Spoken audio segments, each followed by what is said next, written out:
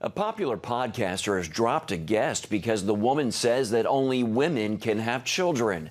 FaithWire's Dan Andros is here with this trending story. Dan, who all is involved here and what exactly happened?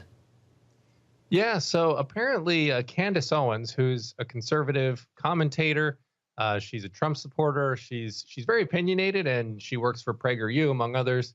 And she's always out there with her opinions, and she's very bold with her opinions. But the Daily Mirror had run a story about claiming a transgender man had given birth through artificial, and it's a very confusing headline, artificial insemination from a transgender woman, sperm donation. So it was really what it was just, a woman who had given birth via artificial insemination from a man donor, a male donor. So that story was being soundly sort of mocked and ridiculed on Twitter. And so what happened? Candace retweeted the article and just said, only women can give birth. And so she had been scheduled to be on a podcast with New York podcaster Jamila Jamil. And she's kind of a notorious progressive who famously sort of bragged about her abortion and said that it in her own life that caused her the ability to go be successful in her career, et cetera, et cetera. So what happened was when Jamila saw this tweet from Candace, she actually canceled her appearance on the show, saying that the transgender people on her staff would feel unsafe.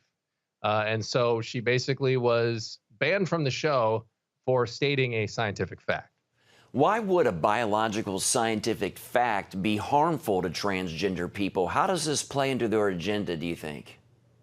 Yeah, well, there's this ongoing debate and, where people are, really divided on this fact. And it is a scientific fact. But when you're talking about gender issues, there are those who want to say if you don't identify with the gender that you were given at birth by God, that you have to go along with what that person says. And so that's kind of where the rub is, where people who don't want to relinquish the truth and actually just say what you actually are, which is a male or a female, they're kind of butting heads. And so in pushing that agenda, it's hard to say exactly what is the end game with this one, but it is very clear that those on the left would prefer to be able to just call people whatever they would choose to be, rather than what God gave them as a gender at birth.